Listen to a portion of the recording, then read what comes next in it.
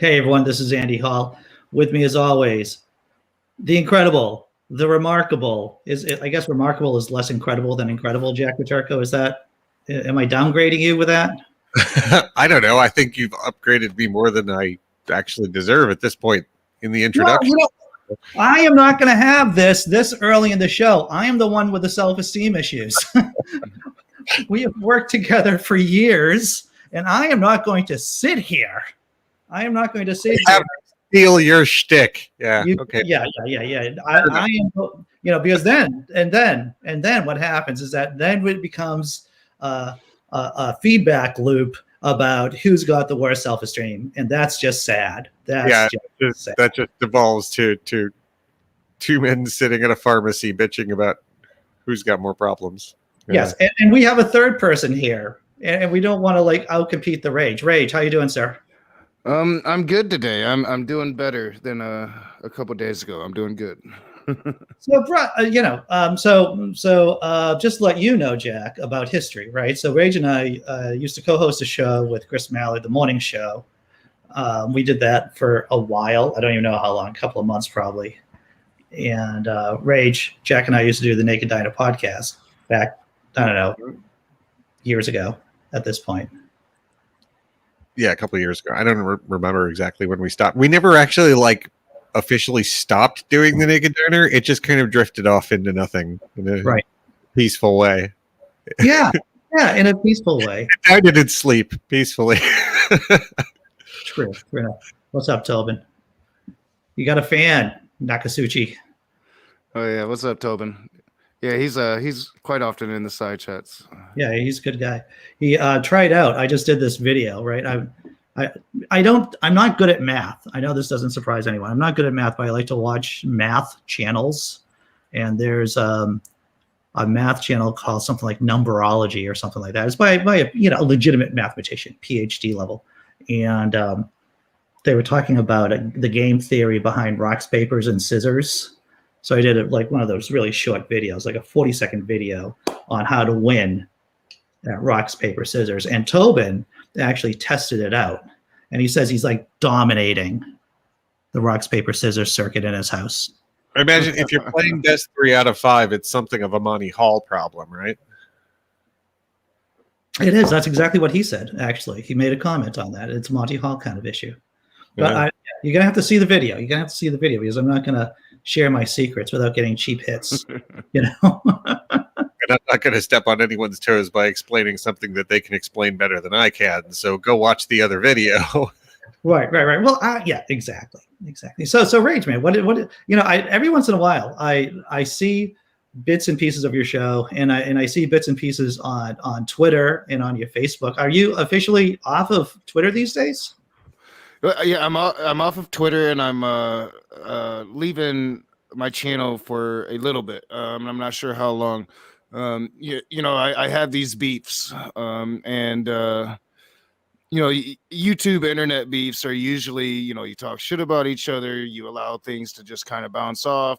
But this time things went just degraded to levels of depravity, and it started with, all right, this is pretty bad, but hey, what are you going to do about it? This guy is just, these people are just really, really bad.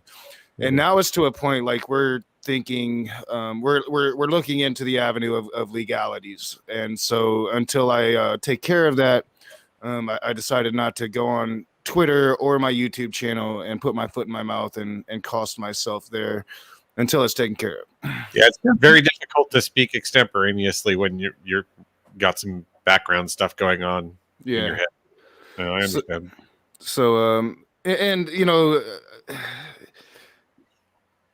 Part of me, considers, hey, this could still, at least with one of the parties involved, possibly still it could be squashed before it went farther. But then I just consider the ramifications of everything and what they did, and it's we're gonna pursue it and see where it goes. And there's more than likely not going to go anywhere because I'm not going to waste my time with some frivolous civil defamation case that nobody's ever going to be able to prove. We're looking at other things, and if that goes forward, it'll go forward. If not, it won't. But hopefully the people involved realize that, this YouTube thing, there's a back and forth involved, but once it goes, I mean, without going into details, it just went way too far this time. So I'm going to be stepping away for at least a couple weeks, but probably more likely like a couple months, and do little things like this to still kind of stay in the community. Yeah. I didn't put your name on the thumbnail or on the show description because, I didn't want to draw undue attention or your haters here, because I know you're to take a break and everything. But yeah, you're not the only person. I know, a mutual acquaintance of Jack Matirko and mine. She used to be a blogger over at Pathos, Katie Joy, I'm sorry. But she's, in legal issues. She has legal issues going on right now, which isn't, that's not me telling tales out of school or anything like that. But being on YouTube and blogging, yeah, you open yourself up to all kinds of crazy stuff. Yeah, and this just got too crazy, and it's I think it's over. Honestly, I think that because one of the people has their own issues, so they were pretty much off YouTube anyway, and the other person I think realizes not worth it. So I think it's over. And yeah, we're gonna see where this goes, and if it goes forward, it goes forward. If not, I'm gonna come back and I'm gonna really reevaluate, because what I've done on YouTube is I've been the Raging Atheist, and I've kind of poked, and I've got a lot of Christians that really hate me, and it's just like, is that worth it? How long has it been since the last time you took a break of any significant length of time? 3.5 years. Yeah, see, that's a solid straight. You're doing like how many episodes you do in a week? 1, 2, 3? Oh man, 8, 9, 10.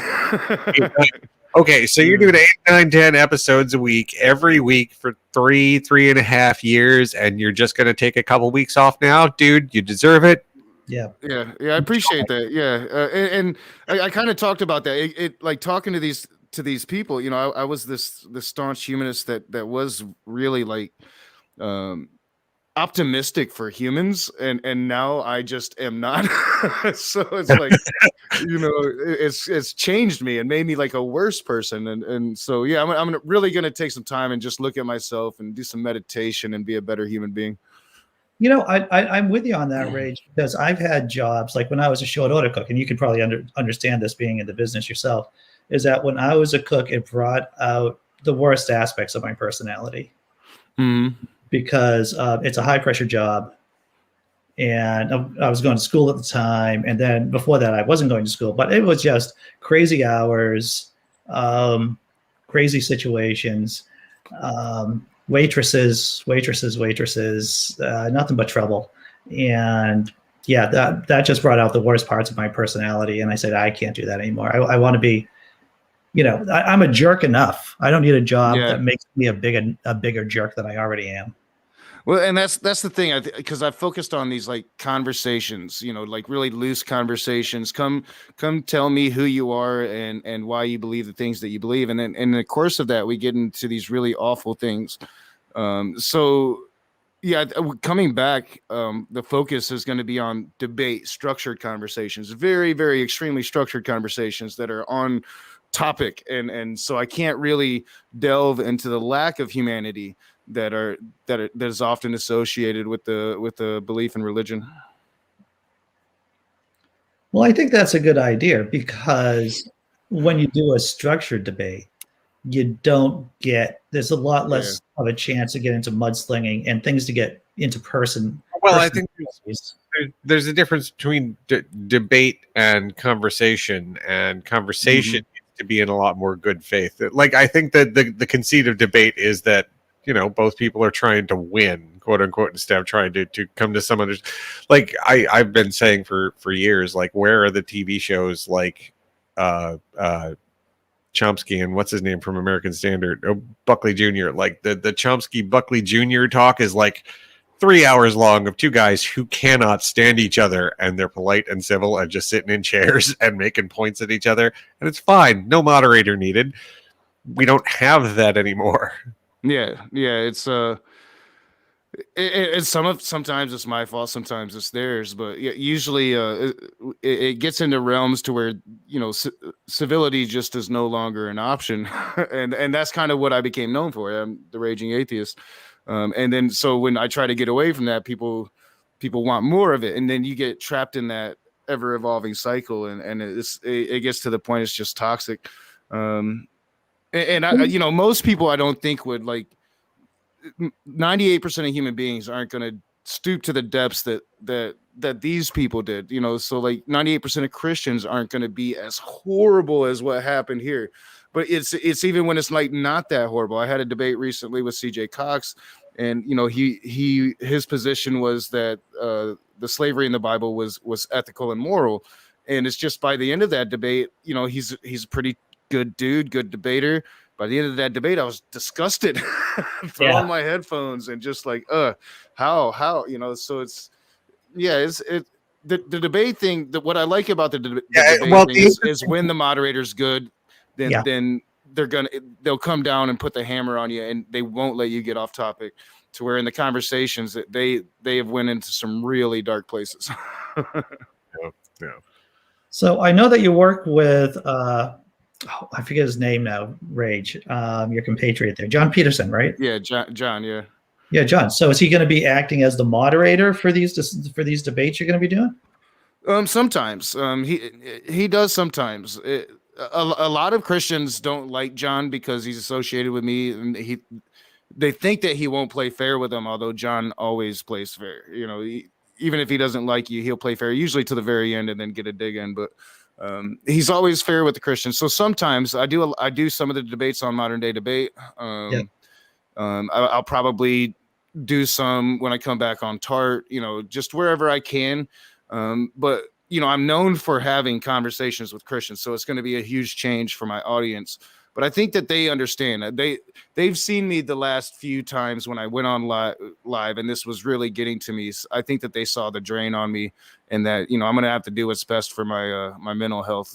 Oh yeah, bro. Well, it's important to know too. And once again, I'm not saying any secret information here, but you had COVID, for Christ's sake. Yes, and I'm still dealing with that. I had COVID in October, and I'm one of the percentages of people where COVID is wrecking me. I have lung damage that we're really looking into now. They got me on all these inhalers, and I'm trying to quit smoking and trying to do all of this because COVID did a pretty big number on me. 80% of people can get over it fine. 20% of us don't, and I'm one of those. Dude, did you get the vaccine? No, I'm on the list. I should be getting it soon. But distribution here in Michigan has been really weird. And it's really, really hard to get. Yeah. It's really hard to get it.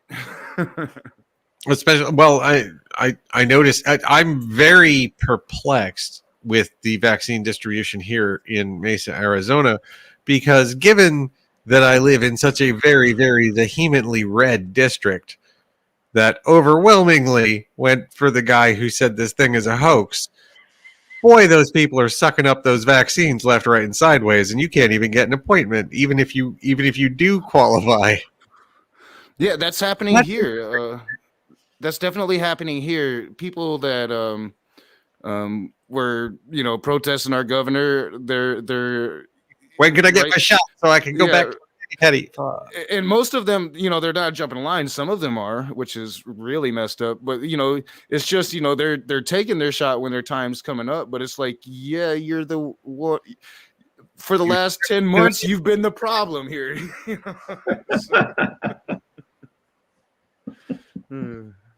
So Tobin says in the chat, I dig John's poetry. I didn't know that John actually wrote poetry. Yeah, he's done a couple. He has one on my channel called The Tooth Fairy. That's pretty good. I brought that out of him because I used to do a lot of streams about mine. And so he started eventually sharing some of his. And now I think he's more known for his poetry than I ever was, which is kind of funny. Because I mean that's there was a period of time where I was pretty popular for my spoken word poetry under an alias. Way back in the day when I thought I was going to be famous and I was full of myself.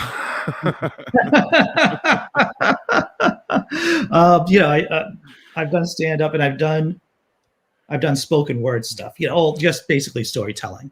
Yeah. Storytelling, but I've never done poetry publicly. Yeah, I did. I started. I was still in college, so 20 years ago, at Grand Rapids Slam Team, and I won the state competition, and I got to go nationals, and it was like the year. Saul Williams, Junior Biel, I think his name was Taylor Molly. I mean, all these like really. Back in the 90s, people that would go on to actually get famous. I mean, Saul Williams signed with Rockefeller and produced music for Jay-Z. I got to meet and compete against all those people. And while they buckled down and got serious and went on to have these great illustrious careers, I smoked pot and drank and pretended I was a god of women. Well, I did a lot of that, except without the women.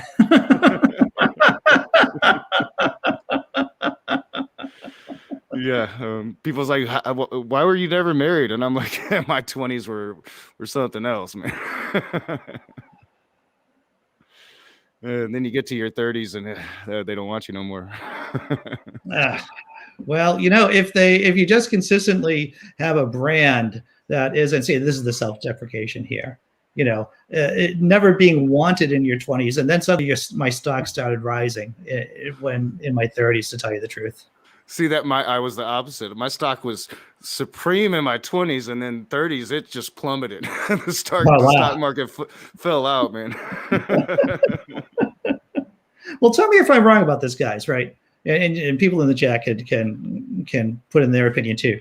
It's my opinion that the 30s, is the most difficult decade. The 30s is when it all happens. It's when the children typically come, the need you feel like you need to get a real job in your 30s. If you're going to buy a house, you buy a house. All this stuff comes crashing in on you in your 30s. And to me, that's been the hardest decade.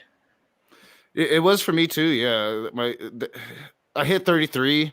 I was this irresponsible dude. And I had my daughter, and everything changed, and it was time to get a real job and all this. And I was working 80 hours a week, and I hated it. I hated every minute of it. And now it's all worked out, and it's just like normal life now. Right. Nothing really changed. How about you, Jack? I feel like I took that whole situation a little backwards. I stayed mostly single through my 30s, bought a house, paid it off, sold it for a profit, and then I had a kid. So so that's when you hit the wall, after you did all that stuff.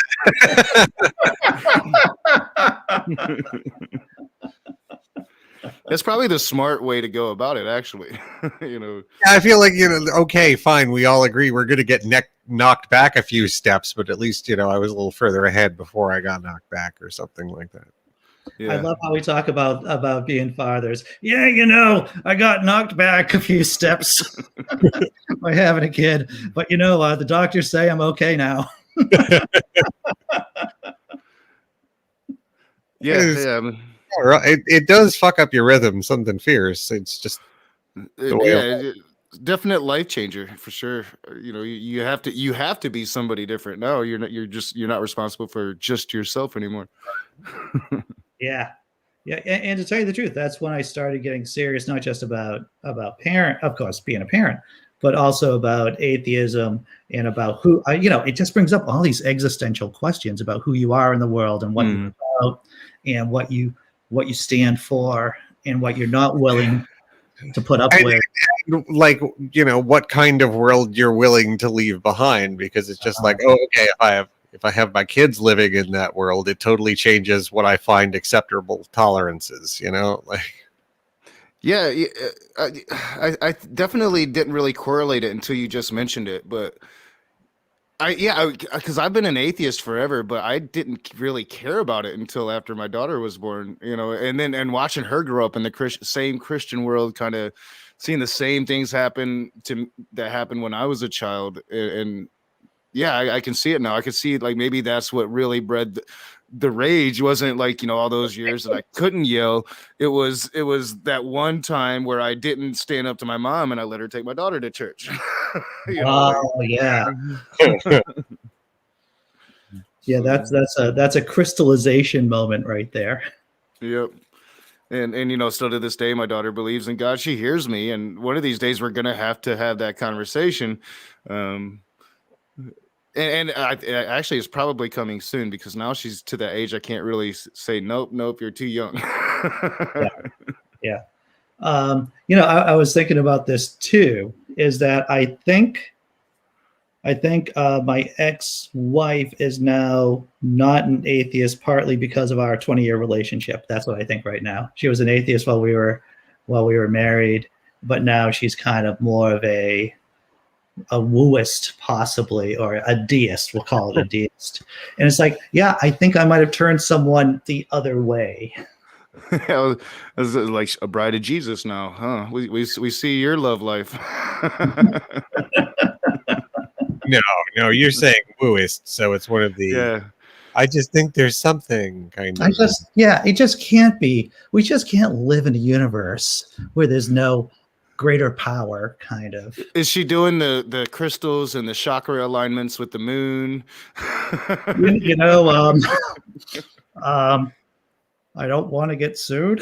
yeah, let's not, because I've been covering one of the new woo spiritual things that I've been covering to try to kind of get away from Christianity is these women on YouTube now that are, and some dudes do it too. So I've been looking for a guy to cover, but that's all they're about is this crystal energy and aligning your chakras on June 24th as the moon is in this perfect position for what I don't know, communing with the Archangel Michael. I mean, it's weird stuff, man. That's a whole thing out here in Arizona, up in Sedona, with the ley line energy and all that stuff. Yeah. Oh, it's so weird.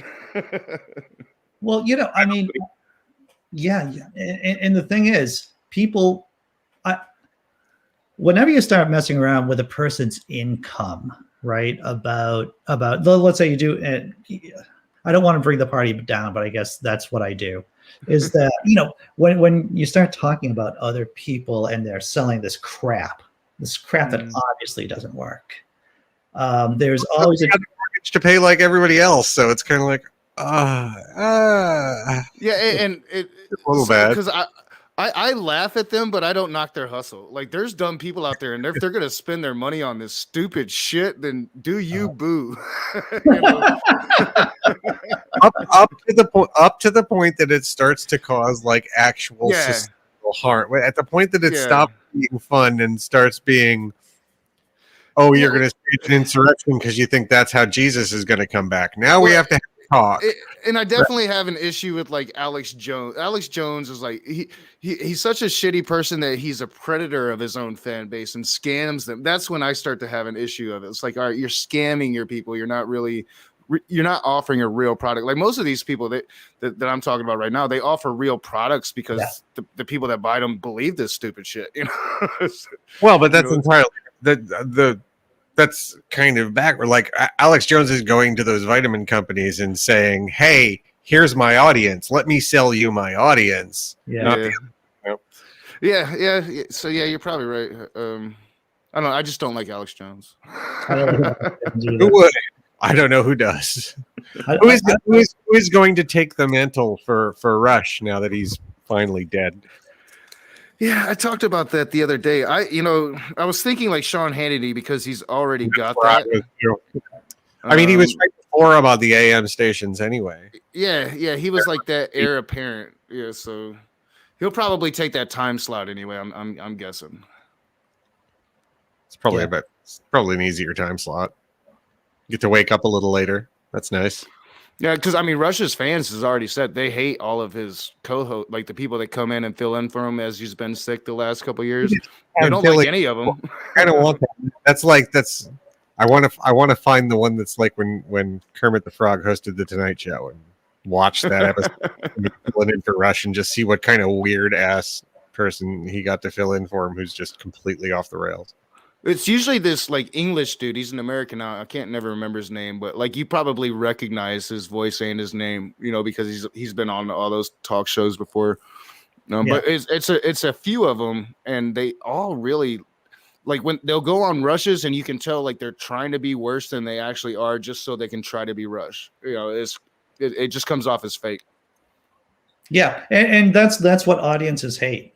They like when I say I hate something, when I get angry, which it just happens. It's my gift, I think, to the world, to tell you the truth. And I don't want to outrage the rage because we're in two different categories, to tell you the truth.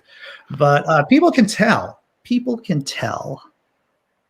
Well, I put it out there. Like I really don't have much rage anymore. It's more disgust and loathing than rage anymore. So.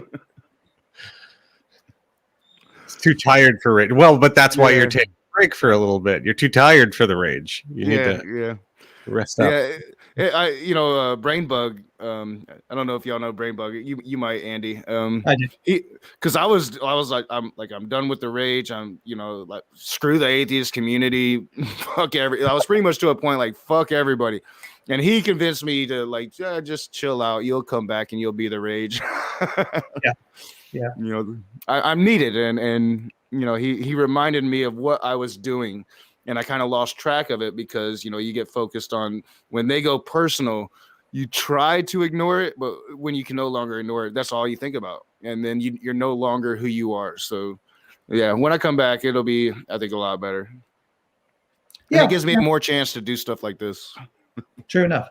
And, it's difficult working within the community at times. I know a bunch of people who just were in the atheist community, bloggers and the such, and YouTubers. And they're like, we're just going to do liberal progressive material and just work our shtick like that. I'm an atheist. A lot of my content is atheist related, though I don't, argue with Christians typically or theists in general, but I feel like I'm somewhere in the community and that I'm not doing strictly progressive liberal material. But I don't know. I don't even know what I do, to tell you the truth. I just come on and talk and do things. That's what I do. Yeah, that's kind of what we want to do because we're going to be starting a new channel, and it's going to be like focusing on a little bit of everything, kind of like what you were just talking about. Not 100%.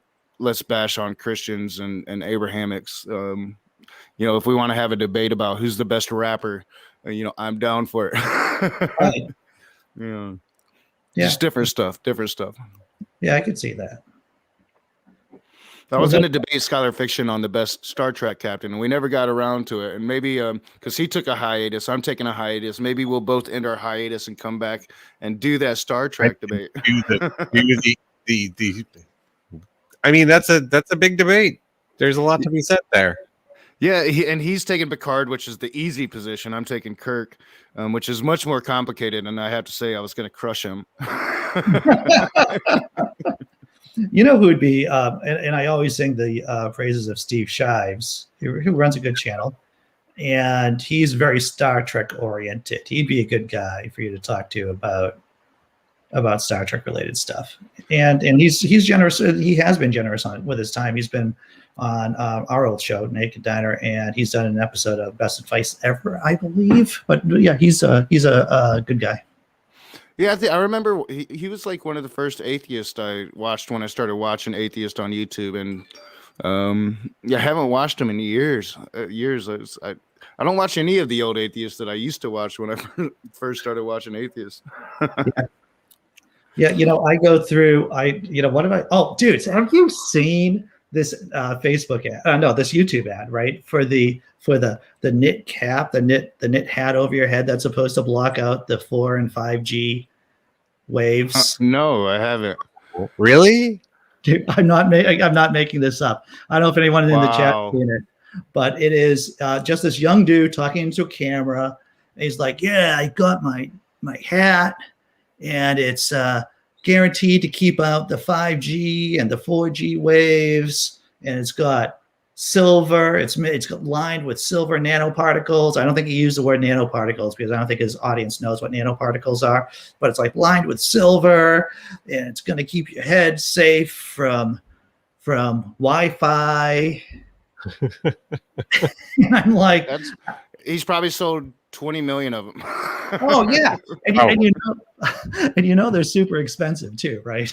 That's insane, man. Like, why can't I ever think of these things? Like, shit. Well, I'll sell a damn knitted cap. Well, I'll think of them, and I'm just like, I can't do that to people. That's just mean. Yeah, well, that's what we were talking about earlier. That's the scamming of people right there.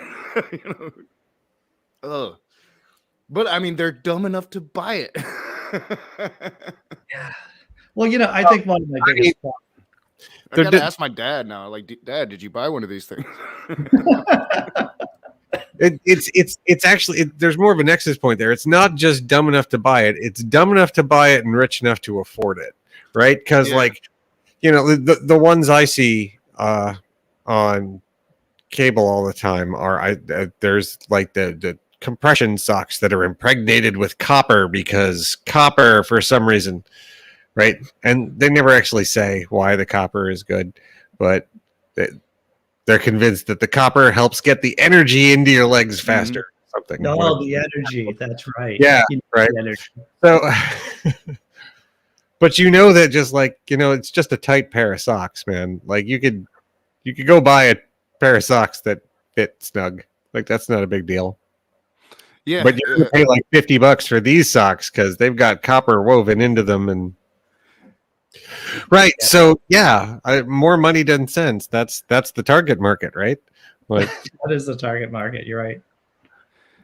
Yeah, and because they do have compression socks, because you know I wear them for my vein, you know, my vein disease, and yeah, they're cheap and they'll do the trick, and yeah, you don't have to go and get that copper woven crap, but yeah, they have to feel like they're one step above everybody, I guess. You know, yeah. You know, and here I am with my cotton little.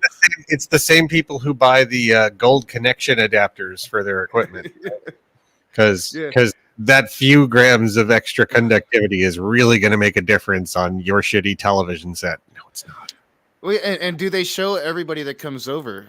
You know, hey, go check out the back of my TV. You know? Oh yeah, no, they definitely do because they have to brag about it. You know, that's part of how it works. You know, I've never heard of this golden connection that you talk of, Jack. What is that? No, like all right. So you go to like Best Buy or whatever. You need something because you're trying to connect your computer to your TV to use it as a second monitor or whatever, right? And you've got options. You've got your regular DVI cable, and then you've got the gold-plated DVI cable that costs like $6-7 more, and it's not worth the money. Yeah, I mean, it doesn't really do anything extra. Anybody who's walking into a Best Buy, it's not worth the money, right? Like maybe if you're like, you know, working at Warner Brothers and on a couple $100,000 computer doing animation work, maybe you want that gold connector, but like, come on. You don't need it to surf porn. That's what you're trying to say. No.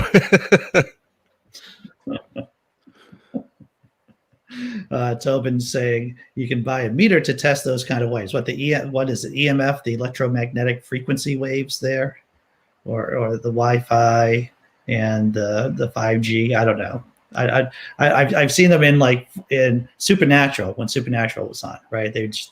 And Ghost Hunters, the EMF frequencies. Like an aura detector, basically just like a really low wave pocket theremin. Something like that. Well, I mean, and we've all been walking around with cell phones now for 20 years, and people are still thinking that, you know, they're going to get cancer. Like, people. Yeah. It's fake. Is because if it really did, there'd be some kind of side effects more than likely. Because you look at the medicines that actually work, they have to tell you what the side effects are. But there's an absolutely amazing commercial that comes on every once in a while where it's one of those turmeric supplement commercials. Have you seen The brilliant thing about this commercial is they've got this guy and he's in scrubs with a stethoscope on, and he's talking about how this brand of turmeric is his preferred brand of turmeric. And I'm watching this whole thing, and at no point in this entire commercial does that guy say he's a doctor at all. It's brilliant. Yeah, and a hack is that if a product says it's FDA approved, that doesn't mean it actually works. It just means it's not going to kill you. It's not going to harm you. So that's what FDA approved means. My girlfriend works in biotech, and she's like, Andy, FDA approved. It just means that the product's not going to hurt you. It doesn't mean it's going to work. Mm-hmm. Dr. Osiris. Not surprising. Yeah, I've got loads of cables with Go connectors. I get them free off Amazon Vine Voice, and I can tell you for a fact there's literally no difference. Yeah. Exactly. No difference. Yeah. So, Jack, what's going on in Satan world? Boy, let's see. I know that Lucian has been in the midst of a big stink because they sued Texas over the Planned Parenthood thing. I heard about that. Tell me about what's going on with that, because I haven't been following. There's some kind of religious liberty issue going on there. But yeah, as far as I know, the Satanic Temple is suing Texas in order to say that they are asserting their religious liberty to overstep the mandatory waiting period and mandatory ultrasound, which is a fine and novel way to go about it. But I think something that ticked off a lot of people, as I recall, is that they had to name Planned Parenthood in the suit. Because they needed, like, if the judge rules in their favor, then the judge has to say, Planned Parenthood, you have to ignore the state's order because of religious stuff, right? Like, I think that's kind of the way that argument goes down. I'm paraphrasing. You should really get, like, Stu or Matt Keziah or somebody to talk about that in depth if you actually want to know the actual legalities of it, or even Lucian. I'm sure he, Well, from what I understand, just to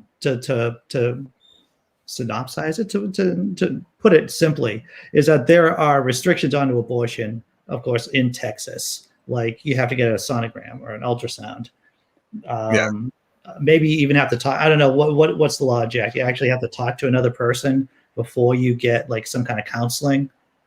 I do not live in Texas, and I'm pretty sure that anyone in Texas who could bother to explain it to me right now is busy. It sounds about right. I believe they only have, like, one abortion clinic in the entire state. Yeah.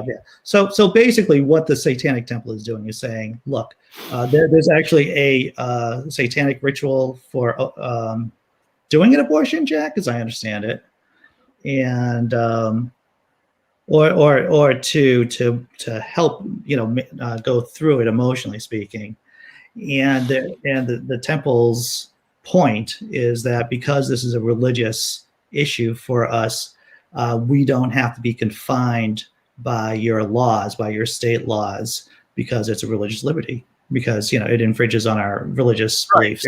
It's the same argument as praying at the flagpole. Yeah, that's what I was saying. Like, it's the same argument that Christians would give. I don't think that they would see it that way, though. It's the same argument that a bunch of woo people give for why they they should be exempt from getting vaccines. It's the motherfucker of the Constitution, that freedom of religion, and it's a bit. I rage against it all the time.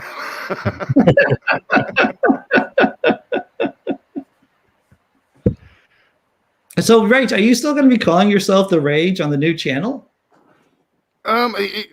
See, that's the thing. Like, because I want to focus on Native American issues and being Nakasuchi, because that's like a real name of mine. My haters say that I use this fake name, but it's like a real name. I went through ceremony to get this name, but yeah, I think I'm pretty. I think I've settled with the fact I'm Rage forever. Like, that's what I'm known as, and that's what people. I mean, Christians are always going to call me Rage, so I'm never going to escape it. So yeah, I probably will still be Rage. Well, it's. I was watching this comedy bit, and I think I showed it on the channel during the morning show. Hannibal Burgess, who's a comedian, and people would come up to him and ask him if Hannibal is his real name, and he'd say yes, and then they'd ask him, "Your parents gave you that name?" And he'd say, "Yes, they did." And then they'd ask him, "Is it on your birth certificate?" And then he'd go, "Yes, it is." Yeah, I saw that skit, and they always ask him about Silence of the Lambs, and I'm a fan of Hannibal of Carthage, and so when he's talking about I'm kind of named after this famous general, like I knew exactly who he was talking about. And I'm like, yeah, stupid people will never get that. There's just nobody goes around doing that to people named Richard because of Nixon, right? Like, yeah. It's like your parents named you Richard. In like the late 60s, really? They did that? Yeah, or you're Henry, it's how many wives do you got, Henry? Yeah, they just don't do that to people. Like it's crazy, but Hannibal, that is one of the most famous bad guys of all time. Yeah. He led to some of the most devastating defeats of the Roman. Well, I was talking about the character. The character. Yeah, I don't see Hannibal of Carthage as a bad guy. I'm sure Rome did. Oh yeah, well, Rome did. That's for sure. Right, but the Carthaginians, on the other hand, it was Rocky. Indeed. Dr. Osiris says Christians just want everything their way and their way only. Yeah, stuff everyone else. Because they're always right about everything, even when you prove them wrong. Yeah, that is true. That is true. Yeah, I put it in your side chat when I saw that clip. I often wonder this. I think it'd be a good thought experiment for somebody to write a book about one day. What would the world be like if Hannibal had went to the gates of Rome? Because he didn't go to the gates of Rome. He would have defeated Rome way before Rome ever became Rome. What would the world look like? No, I mean, good thought experiment. It's the sad thing for Hannibal, at least, is that he didn't bring a siegecraft with him, right? Yeah. And apparently he could get elephants over the Alps, but he couldn't make himself a good catapult. Yeah, true that. Yeah, and I think that's what scared him off, and he didn't quite realize just how broken he had Rome at the moment, to where if he'd have pushed on the gates, he probably would have taken the city. But I think that the lack of the siege equipment really kind of scared him off. Yeah, and I mean, he could have just gotten a bunch of trumpeters, right, and gone around the city walls and sung to the Lord, a la Jericho, and and the walls would have just fallen down just like that. Oh, I had a debate with it was Misha Popov, I believe, told me that in the Ark of the Covenant, they had gunpowder and explosive, and that's how they brought down the walls of Jericho. I shit you not. Fucking Christians, man. It's intriguing because when they say something like that, so what are you trying to say? Are you trying to say that God gave you gunpowder? Pretty much, yeah. His argument is that they were making gunpowder in the ancient years, like 1,500 years before we ever actually started making gunpowder. Way back in the ancient day, they were doing this really complex chemistry, and they burrowed under the ground, and that's how the walls of Jericho came down. And that's his rational story for it, because the Bible story makes no sense. No. So they come up with this weird plot based on the Mexican border drug trade. Okay. Yeah, pretty much. Yeah. He based it on like what the burrowers in the World War II, they would dig these tunnels under the Nazis or whatever, and put bombs underneath them and destroy German infrastructure and buildings by placing bombs underneath the ground in specific areas. Right. Yeah, and that's they were why doing all that those way back then. Germany had to pretend to be Nazis so they could help undermine the system from within, or whatever fucking bullshit they're going to make about that. And I mean, it's just like Christians. Every time they surprise me, and I'm like, yeah, they'll never do it again. Out comes something new. And I'm like, oh, yeah, you guys are crazy. Well, it's like they have a factory, or maybe they're It's not entirely fair, right? Like there are some left-leaning reasonable, perfectly okay, socially Christians out there, right? They are the silent. Well, they get less media attention because they're not crazy. And let's face it, we live in a world of TikTok and World Star, where you definitely have your God is grace out there. Reasonable, sensible people who are perfectly acceptable and easy to talk to. They don't end up on the news because they're not doing anything weird. They're just working their job and trying to get home to their kids like everybody else, right? So the further away you get from a personal God, from a God made flesh, and I believe Richard Dawkins wrote this in one of his books, and this isn't an argument from authority, but I was thinking about this the other day, and I think it's true, is that the further you get away from a personal in the flesh deity with personality characteristics, and the further you go away from that into an abstract liberal deity, the less oomph you have, right? It just seems like you have maybe less crazy, maybe less passion, less fervor, but that just seems, and that's possibly one of the reasons why liberal Christians, you get away from the, if God's will is not fulfilled, then everything is wrong, right? Like, kind of thing. So it reduces any sort of extremism. Well, and the level of rationalization that has to go into that, though, is kind of phenomenal. Like, I mean, even as a Satanist, like, you wouldn't have to do that based upon the Bible itself. Like, I've often talked about this. If you read the Bible, there's a clear bad guy and like a lot of different good guys in that. And one of the good guys is Satan, who doesn't lie to Adam and Eve and tells them the truth, and God is a liar and a murderer. So like the level of rationalization that you have to go through as a rational, good human being to take this story and say, no, God is the good guy and this is why. And that's often the rationalizations that I get. That level of rationalization just blows me away, because I used to do it. And I'm like, I can't understand how I used to do that. And to see other people doing it now when I'm just so far removed from it now, it just blows me away every time. Religion is an irrational. I know this is so obvious. It is an emotional and an irrational relationship. It's this meme. It's this mind virus that just overwhelms the executive functions. That's what, because you do, like, you do have really good human beings out there that are able to do that. And hopefully, I've always said, like, if Christianity is going to move on to the next stage as this world progresses, those people like God is great, they need to win out. And unfortunately, they're actually arguing against the Bible, which is a huge problem for them. Yeah. The Bible is so bad. I mean, the God character is so bad. Like the early Christians, right? The Gnostics, the Marcionites. And tell me if I'm wrong on this, but they believed that the God of the Old Testament and the God of the New Testament were two different deities altogether. That the God of the Old Testament is like the evil God, while the God of the New Testament is actually the good guy, because they're so different.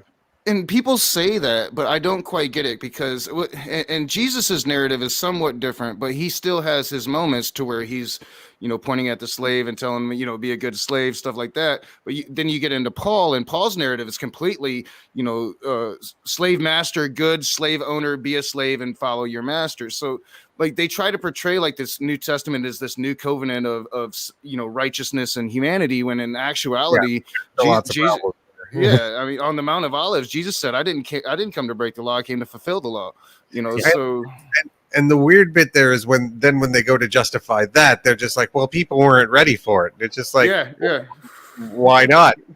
Don't you think the all-powerful asshole should be able to take care of that somehow? God was never really good with his planning or timing.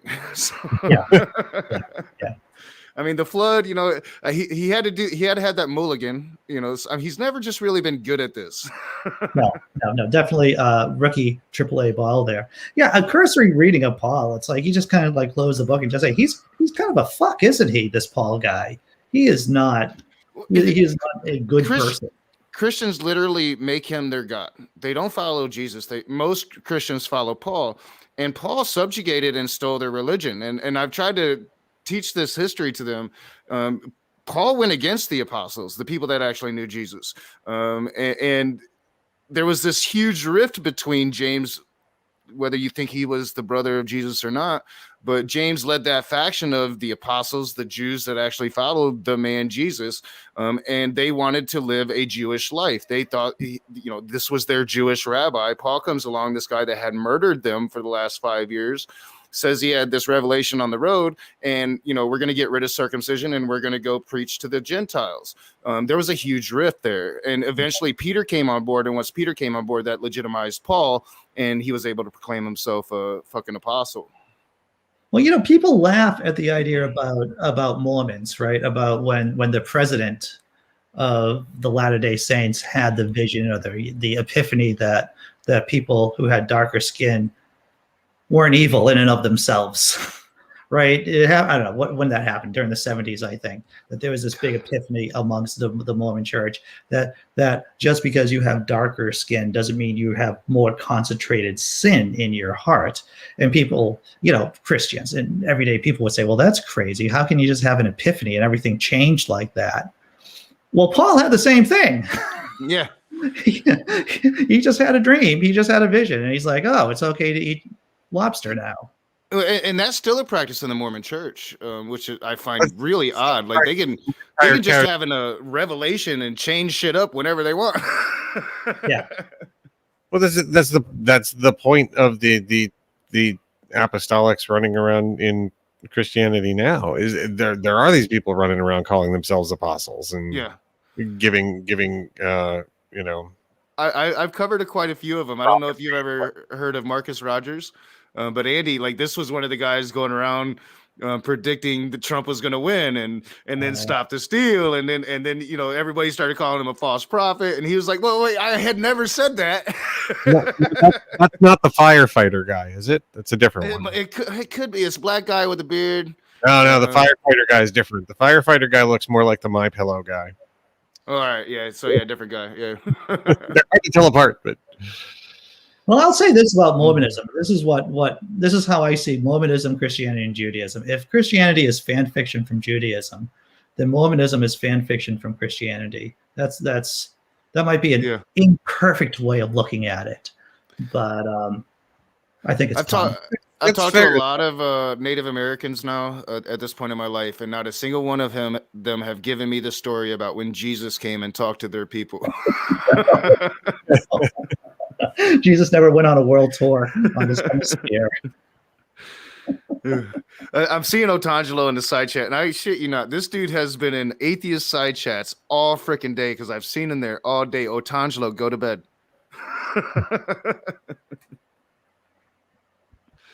I'm not streaming. I haven't streamed in like 2.5 days. It's like the longest stretch I've ever taken. So I've been in these side chats all day, and there's Otangelo Grasso everywhere. He's doing the Lord's work. All right, so we're closing in on an hour. So Ray, was there anything, you're not really a guest. You're part of the team for all intents and purposes in my mind. Is there anything you wanted to talk about that we didn't get around to? No. I stepped into waters that I never thought I'd step into because I was always the guy telling John, you need to just not take this shit so seriously and let it kind of brush off your shoulders. And especially, 3 months campaign going against cancel culture, and I'm coming out and I'm like, cancel, blah, blah, blah, blah, blah, but when I actually stopped ignoring the bullshit and I opened myself up and I watched it, there was really literally no choice for me. So I think I'm doing what's best for me and my child, and then I'm going to come back stronger than ever. That's good, dude. Yeah, I'm looking forward. Do you have any idea when you're going to be starting up the new channel, or? We're pushing for beginning of April, and then I'm thinking about doing some edited videos to keep the rage alive in the meantime, but nothing like nothing steady like I've always done, but a few edited videos, just maybe talking about some of the things I talked here tonight, Paul, and stuff like that. Right. Excellent. You can't go wrong with a mid-break surprise. Here's the thing. Yeah. It's always. Yeah, I think it'll be good. Excellent. How about you, Jack? You have anything you want to pontificate about? Anything you want to discuss? Man, I don't think so. I feel like we had a pretty good talk. Like I said, when it came into this, I was just like, okay, we don't have a plan, so I'm just going to pull up Google News and see what's in there. And the first thing is Ted Cruz shit. And Ted Cruz. I feel like that's been done to death already since last week. Like, yeah, I'm doing the morning show. I do my morning show tomorrow, and it's going to be all about how Texas for Texas may not be the best energy policy. Call me crazy. I am just flabbergasted that the one part of the story that did not get the traction I expected it to, because Ted Cruz ran off to Cancun, blah blah blah, threw his kids under the bus to say it was their fault.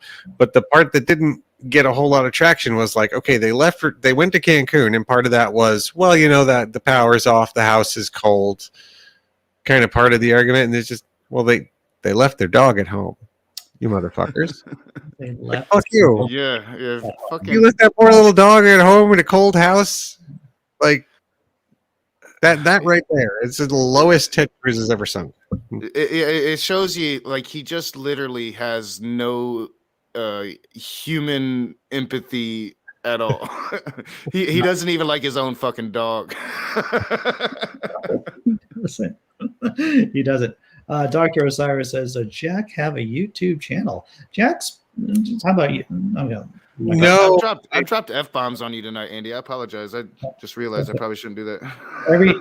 None of my videos get monetized. Anyone who wants to help out the channel, please do so. There are links in the description about Patreon and buy me a coffee. But I am just I have a plan to make to do videos that are for ads and videos like this that are just for the audience and for us. And so if you're watching now, please contribute. But if you can't, that's fine too. Things are hard. Yeah. And no, I don't have a YouTube channel, but I do have 2 seasons of my interview show on the satanictemple.tv. It's called An Ongoing Necessary Pursuit. And I am currently kind of wrangling content for the Satanic Temple virtual headquarters at tstvhq.com. We just had a really fun Lupercalia event series, and we're going to be having another event series at the end of April. Tickets on sale now. Yeah. I mean, just from what you two have been saying tonight, you're both definitely for real. Jack's been doing the Satanist, working for the cause for quite a while. Rage, been streaming nonstop, fighting the good fight for years. I'm just a guy who tells fart jokes, everybody, and I'm happy to be here. Hey, we need good jokes. Yeah. Unfortunately, you have me. So, so I guess that's it. Jack, you have a Twitter. That's at LED flashing, right? Mm-hmm. Yep, that's me on Twitter. That's me on Coinbase Wallet. If anybody wants to send me cryptocurrency, please go right ahead. I won't stop you.